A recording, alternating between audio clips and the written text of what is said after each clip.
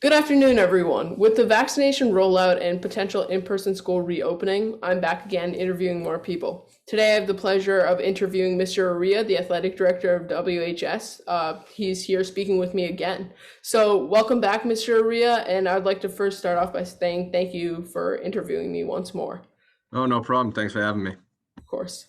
And so I know a lot of things have changed from the last time that we spoke. As for how sports are concerned, it appears that we already we're going at a reasonable level in terms of our COVID cases, and it's going to be going forward pretty well. We already had a fall and winter season, which also went through well, and I believe off the top of my head, there was only one instance of us having to cancel a practice or race due to precautionary measures. And I think that was more because of a snowstorm than COVID cases. So kudos to the students and coaches. Having said that, I'd like to first hear what your general thoughts are on how the sports have been going, how they're going to go, given that we're going to have another fall 2 season and a spring season. Yeah, so sorry about my phone in the background, by the way. Don't worry about it. So far it's gone about as well as we could have hoped for. The fall season, fall 1 season this year, and the winter season have gone well.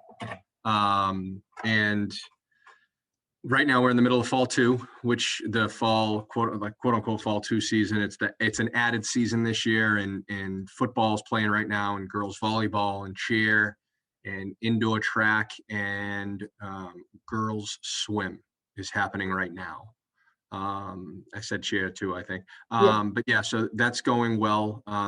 Everyone's played a game, so at least a couple games so far, and it seems to be going well. Things have, as the season's gone on, you learn and you grow, and things loosen, things get more stringent in terms of how you have to deal with, what's going on right now is, cases for a while were going down in the fall, and then cases during the winter went back up. So we had to, it's always adjusting. We're always adjusting on the fly, it seems like, so far this year.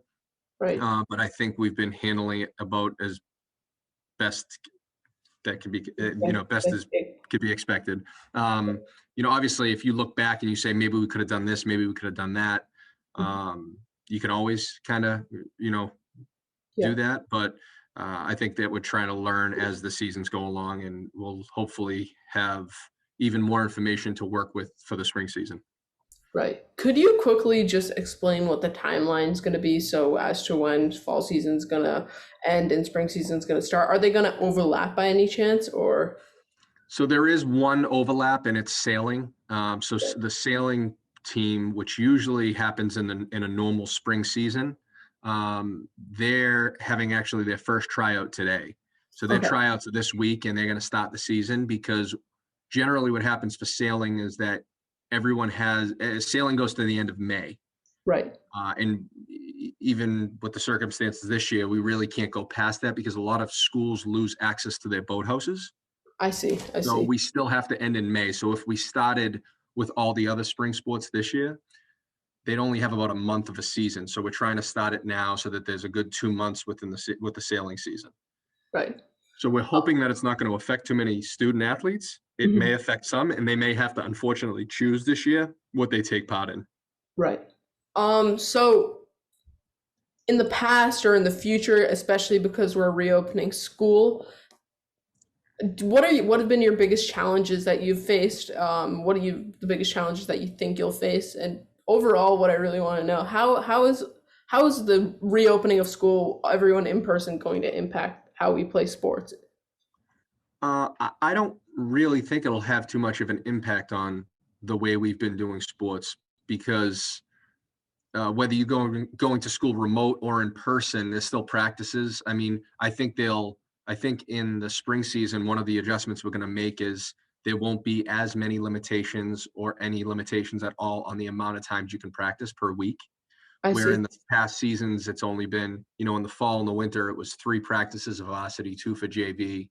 This season, it's 4 varsity practices, 3 for JV or sub-varsity. And then, in the spring, we're talking about having no limitations, and that's still being discussed. But there is that possibility.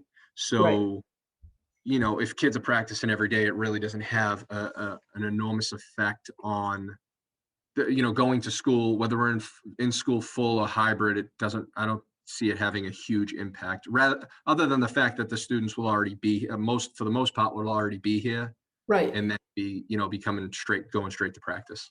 And And sorry, you had asked me before about timeline. So this yeah, fall two season is expected to go through vacation week, okay, spring vacation week, and then the spring season this year will start on Monday, April 26th, got with it. the exception of obviously sailing, which we had talked about before. Right. Um, okay, okay, that's good. Now, do you see there being any like is it going to be harder to book fields in the spring or anything like that than it previously was, given the situation that we're in? No, and the reason being is the only sports that have shifted to the spring season this year aren't affected by field use. So there's a possibility that wrestling will happen in the spring. It's still the state still needs to decide that. And the only one that's moved for sure is boys swimming from another season to the spring Right. season. So it'll be a normal, quote unquote, normal field use request for the spring season. It'll just happen later on in the year. And Mhm. then we're set to go through June and potentially to the beginning of July, depending on how far teams make it into postseason tournaments. Because that's another change from the past seasons is the MIAA has decided to host state championships for the spring season. Right, right. Yep. Now you did previously mention that there were only like three practices per sport in the winter, and now there might be as many practices as you need for spring sports and like fall two sports. Was the reason for that just because you were testing it out in the beginning, or is it more because um, I don't know, you've figured out that these sports don't necessarily need as much restrictions? Yeah. So exactly, you hit the nail on the head there. It's in terms of it being, what we're trying to do as a league is to limit the amount of exposure that while also still getting together for practices. And so we didn't want everyone to be together every single day, because if there was an incident, say if you practice Monday, Wednesday, Friday, if there was an incident on Monday, and in terms of an incident, I mean like someone found out that they were a close contact or whatever, then you had 48 hours to kind of deal with it before the next scheduled practice was ready to go. Right, Um, but I think we've gotten a better handle on how to, for the lack of a better term, handle on how to deal with the situations. sure. That I think that, and with cases going down drastically, I think that there's more thought, and with more sports being outside as well. Hmm. Um, in the fall, it was kind of everything's brand new. Right, Let's take it slow, even though it is outside. Let's take it slow. We're just happy to get a season in and just happy to be playing. In the winter, cases were on the rise, and a lot of sports, most sports, everything was indoors. So it was okay. We have to be careful to not make the situation worse. So let's stick with the same. In the fall too, you back to outside. Things are getting a little bit better. The vaccine is here. People are mhm, getting the vaccine. We've had more experience with dealing with COVID at this point. So we have a better understanding. We think we have a better understanding of where we're at. And then in the spring, with more sports being outside, actually the majority of the sports being outside, right? So with the exception of maybe one or two. Um, so that's where the thought process of, why we're at where we're at, pretty much. mhm. And for vaccinations, are are are coaches getting like the same priority vaccinations that teachers are getting, or is that a bit different? No, coaches fall under the same category as teachers, so coaches can get the vaccination. And Uh, do you think that most coaches, if not all coaches, will have it by the time spring season starts? Or I do know that there are still some teachers that don't have their vaccine. I think most do. By the spring season, do you think all of them would have it, or? I'm hoping. that's the case, but it's tough. I don't know how much you've heard, but it's tough to get an appointment. Right, Um, right. a lot of people put their name on the list for the state to get Hmm. vaccinated. A lot of people are going right when they get up or late at night onto CVS or Walgreens to try to get an appointment. Hmm. Um, so it's a little bit of a challenge. It's doable. I was fortunate enough that I got an appointment, the Johnson and Johnson one, so I only had to go once, which was great. Um, but yeah, so that's the hope, Hmm. um, and we will see. But I've been in contact with coaches, letting them know that they are eligible to get the vaccination. Right. Yeah. And I think I asked a similar question last time, which was hard to answer given that we didn't have much information. But now that we have more information, how do you think this pandemic is going to handle long-term ramifications to sports, whether it be just sports in general, reopening it just when school in another year or so reopens back normally? How will sports be impacted? And just as important, if not more importantly, things like scholarships and stuff. Yeah. So in terms of just sports in general and how it's going to impact, with not getting into the scholarship aspect yet, but I think that I'm hoping that it'll just go back to the way it was before COVID, right? So yeah, I think we'll be wearing masks for a while. Mhm. That's just my opinion. I think that masks will be around for a little bit. I'm hoping that that will be the only modification moving forward. Come next year, is that if there is a modification, it's wearing a mask, and then everything else is normal rules, right? So, Right. um, and in terms of scholarships, it's tough, right? Because next year you're looking at a situation where all seniors can come back to school, Right. right? And then you have all the seniors that can come back.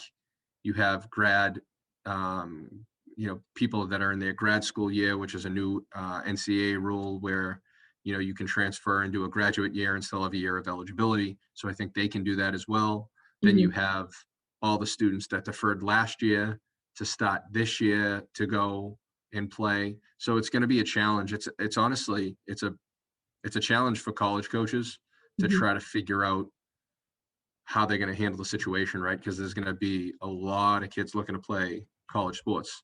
So Right. I don't know how that's going to look. I think the competition will be greater to try to make a college team.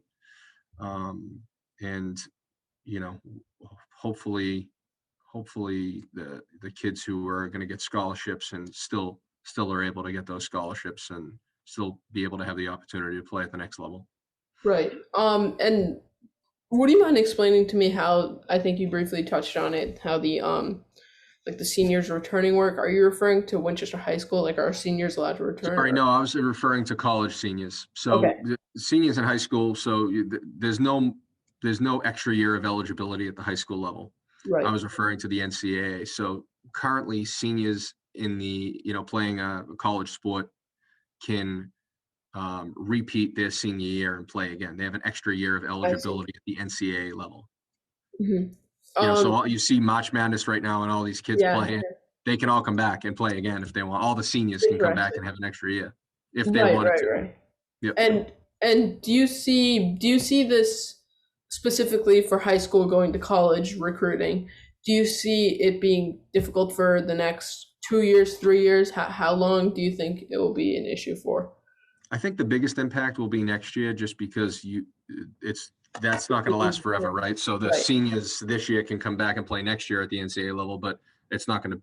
This is the only year it can happen. So then Hmm. everyone moves on. So it's going to be, you're going to have a lot of kids taking gap years and a lot of kids playing, juniors or prep school or whatever, and then deferring a year to go again. So you'll see a trickle down effect a little bit for maybe 3 to 5 years, and then I think it'll go back to being quote unquote normal, right? Right. So, Right.